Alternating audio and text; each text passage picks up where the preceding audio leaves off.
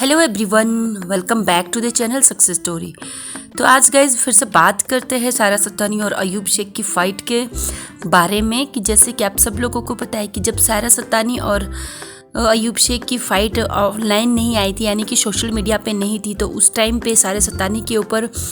Rehana boss, Maryam Sheikh और भी बहुत सारे जो उनके हेटर्स है काफ़ी वीडियोस बना रहे थे, बहुत सारी चीज़ों के लिए उनको ट्रोल कर रहे थे और बहुत सारी बातें उनके लिए बोल रहे थे।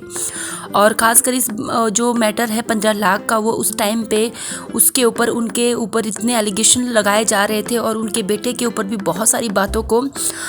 रखा जा रहा था। तो इन सब चीज़ों के चलते और अपनी पर्सनल लाइफ में वो बहुत सारी चीज़ों से स्ट्रगल करते हुए चलते वो बहुत ही ज़्यादा परेशान और हताश और निराश हो गई थी और उनको सोशल मीडिया पर अपनी बात को रखने के लिए आना पड़ा, जिसके लिए उन्होंने अपनी जो उनका पाक कलाम होता है उसको हाथ में लेके कुछ बातें कही, कुछ चीज़ों को उन्होंने सामने रखा और जो उनके ऊपर एलिगेशंस लगे हैं उनको उन्होंने नकारा और उन्होंने अपना पक्ष रखा। जिस बात को लेके बहुत से हेटर्स लोगों ने फिर से उनको ट्रोल किया और इवन उनके जो सपोर्टर्स हैं वो भी थोड़ा उनसे नाराज़ हो गए कि जो उनकी लाइफ में कुछ भी बातें हो, चाहे कितना बड़ा भी मैटर हो, कभी भी जो पाक कलाम है उसको बीच में नहीं लाते हैं और उसको हाथ में उठा के ऐसी बड़ी बातें नहीं करते हैं, ठीक है। और जब ये सब चीज़ें चल रही तो उसी के बीच जब ऑनलाइन उनकी और उनके हस्बैंड की लड़ाई होना शुरू हुआ तो उनके हस्बैंड ने ये चीज़ को लेके इतनी बड़ी बात बोल दी कि वो झूठ बोल रही है,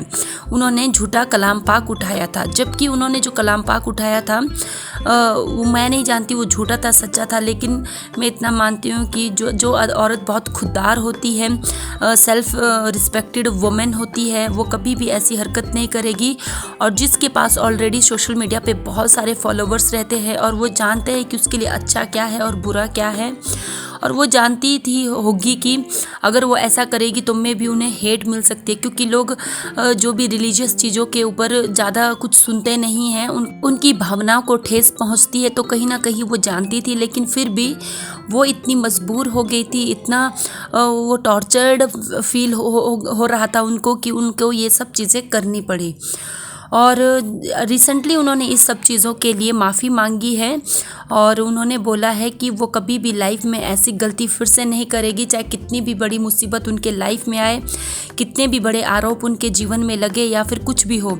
उन्होंने ये सब चीज़ें इसलिए किया था क्योंकि उनको उस टाइम पे कुछ समझ नहीं आ रहे थे, वो नर्वस हो रहे थे, उन्हें आगे का जो रास्ता है वो दिखाई नहीं दे रहा था। और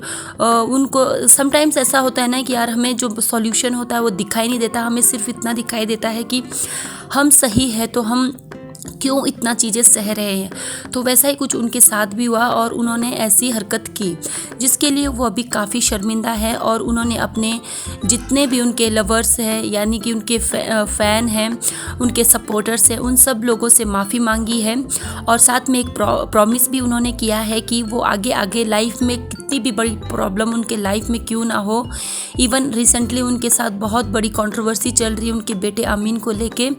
तो उन्होंने एक एश्योरेंस दिया है कि वो कभी भी कलाम पाक को, यानी कि जो भी उनकी पवित्र बुक है उसको वो बीच में नहीं लाएगी,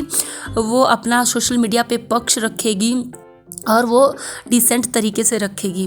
उन्होंने कहा है कि वो उस टाइम पे भी ऐसा कर सकती थी क्योंकि उनके पास एक स्ट्रॉन्ग जो उनके व्यूवर्स है वो उनका साथ है और वो सच्ची है, तो उनको डरने की क्या ज़रूरत है। लेकिन उस टाइम वो इतनी नर्वस हो गए थे, इतने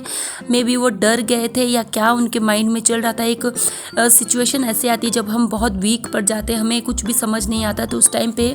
हम ऐसी हरकतें करते हैं। तो वही सिचुएशन उनके साथ हो रही थी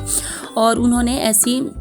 गलती की। अभी उन्होंने इन सब चीज़ों के लिए माफ़ी मांग दी है। तो गाइज़ मैं भी आप लोगों से रिक्वेस्ट करती हूँ